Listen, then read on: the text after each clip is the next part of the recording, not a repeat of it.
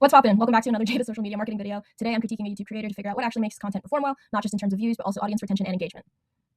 We're going to be taking a look at Joshua Fluke, who is a career commentary creator who focuses on today's job market and corporate culture. Since joining YouTube in 2010, he's grown his channel to over 624,000 subscribers and has nearly 1,500 videos. His content combines career advice with commentary, often reacting to recruiter posts, hiring trends, workplace culture, and corporate practices with a straightforward but sarcastic style. His target audience includes students, job seekers, and early to mid-career professionals that are navigating today's competitive job market. For this critique, I'm going to be comparing one of his more recent higher-performing videos with 1.2 million views to a lower-performing upload with 46,000 views to understand what contributed to the very different levels of success. Starting with the lower-performing video, despite covering a topic that's highly relevant to his audience, the video only reached about 46,000 views. Joshua discusses the frustrations of today's hiring process by reacting to rejection emails, recruiter messages, and hiring updates, arguing that the application process has become increasingly confusing and inconsistent. Now looking at the video's attempt to capture viewers' attention, the hook begins immediately at that 0-second mark when Joshua says, "The job market is a mess right now, but these job application rejections are even messier." And by 6 seconds, he introduces a contradictory rejection email that congratulates someone before immediately taking the offer away. Then between 13 and 18 seconds, he reinforces the premise by saying, "Even when you get the job, you don't get the job." And the hook combines a shared frustration, a real-world example, and humor to establish the video's main conflict almost immediately. But did the hook actually work? Overall, I think it's effective because it's clear and relatable, but it really lacks novelty. Most of Joshua's audience already believes the job market is frustrating, so the hook reinforces an existing opinion instead of creating a strong curiosity gap. And this works well for existing subscribers, but gives casual viewers less incentive to keep watching. Moving on to moments where viewers might have naturally clicked away, the first likely one I recognized was at the 1 minute 4 second mark. Up until this point, Joshua is presenting specific examples of rejection emails, and after the timestamp, the video shifts into broader commentary about hiring practices and internal candidates. And the content moves from showing evidence to explaining it, which reduces the novelty and makes it easier for viewers to disengage. A second likely exit point occurs during the 155 to 206 mark. Here, Joshua continues discussing internal hiring and automated recruiting, but the pacing slows and the visuals remain largely unchanged, and the repeated format of talking head footage and screenshots creates fewer attention resets and increases the chance of viewer drop-off. And then the most significant exit point occurs when the video transitions from discussing career gap rejections to providing advice on how to fudge resume dates, and viewers who find this advice ethically gray or not applicable to their situation might stop watching here. And additionally, this moment changes both the tone and the purpose of the video, so viewers who came for commentary may lose interest once the content becomes instructional, especially if the advice doesn't apply.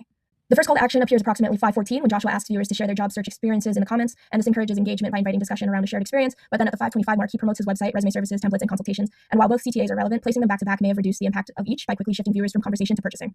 Overall, the video fits really well into Joshua's niche, but its structure limits the retention. Long stretches of similar visuals, slower pacing, and fewer changes in narrative reduces its momentum. And while it's informative and relatable, the video gives viewers few reasons to continue watching. Now we're going to compare that video to the one that reached approximately 1.2 million views. Rather than focusing on one issue in this video, Joshua reacts to several LinkedIn posts from recruiters and founders, and each example introduces a new conflict, which creates a faster pace and gives viewers repeated reasons to continue watching. So the video starts with the immediate hook when Joshua says, "I returned the candidate's call," and his first words shocked me. And instead of opening with a statement, he starts with a story that immediately creates curiosity. As the story unfolds, he explains that a recruiter criticized a candidate simply for answering the phone with "hello," and Josh pushes back against this advice, establishing the video's central conflict while using zooms and movement to maintain attention. And the hook combines curiosity, conflict, and humor while promising viewers that more examples like this are coming. And I believe that this hook is significantly stronger. Rather than telling viewers the job market is frustrating, Joshua immediately creates curiosity through his storytelling, and viewers aren't just told recruiter advice is ridiculous, they immediately see an example for themselves, and that curiosity gap gives viewers a much stronger reason to continue watching. But even successful videos have natural exit points. The first one for this one appears around 1:16 when Joshua finishes discussing the phone call example and transitions into thank you emails after interviews. And viewers who are only interested in the first story may leave once that conflict has been resolved. Another possible exit point occurs at the 3:34 mark when Joshua shifts into discussing AI and interview preparation, and the topic appeals to a slightly narrower audience, and the discussion becomes more opinion-based before another example is introduced, and some viewers may disengage here if they didn't relate to the interview preparation process. And the third likely exit point occurs around 6:57 when Joshua begins reacting to startup founders discussing work-life balances and salary expectations. This section contains longer stretches of commentary with fewer visual changes, and the discussion also becomes more specific to startup culture rather than general job searching. And because the pacing slows and the topic becomes more niche, viewers may be more likely to leave at this point. Although I've identified 3 possible exit points, Joshua Fluke actually minimizes audience drop-off by introducing a new example shortly after each transition. And these frequent topic changes create repeated mini hooks that encourage viewers to continue watching even as one discussion ends and another begins. Around 9:38, Josh sarcastically asks to like and subscribe when referring to a corporate LinkedIn post about death and tragedy. And it's not the real CTA of this video, but it reinforces his humor and commentary style. And then his real call to action begins around 10:16, where he asks viewers to like, subscribe, and connect through email, Discord, or Instagram. And because it naturally follows the content and reinforces what viewers can expect, it feels more authentic and effective than the CTA from the previous video.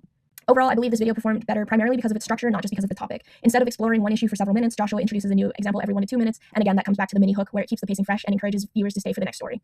Moving on to strategy recommendations for Joshua, my first recommendation is to increase narrative escalation throughout the video and structure examples intentionally. The lower performing video starts with one of its stronger examples with the accidental congratulations email, and then it follows with stories that feel progressively less surprising, and as a result, the emotional intensity gradually declines. And in contrast, the high performing video keeps introducing fresh scenarios and new recruiter advice, creating repeated moments of surprise. And instead of organizing examples randomly throughout the video, Joshua could intentionally arrange them so that each story becomes more unbelievable than the last and creates anticipation because viewers begin wondering, if this is bad, what's next? And that encourages them to keep watching until the end. My second recommendation is to introduce more visual pattern interrupts. Both videos rely heavily on screenshots, text, and talking head commentary, and while this works for delivering information, the lower performing video spends long periods using the same visual format, and simple additions like zooms, highlighted phrases, or quick visual recaps could help reset viewer attention without changing the overall style. And the goal isn't to make the video flashy by any means, but it's just to give viewers small visual changes that naturally refresh attention during longer explanations.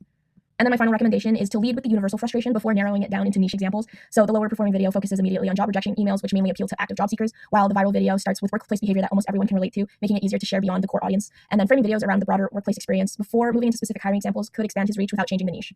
After comparing the 2 videos, I don't think the biggest difference was production quality or even personality because Joshua Fluke is the same creator in both videos, but the difference is that the high performing video constantly gives viewers another reason to stay. And on YouTube, attention isn't just earned in the first 15 seconds, but it's repeatedly renewed throughout the video. Thanks for tuning into my critique. I'll see you in the flippity flopping in the next one.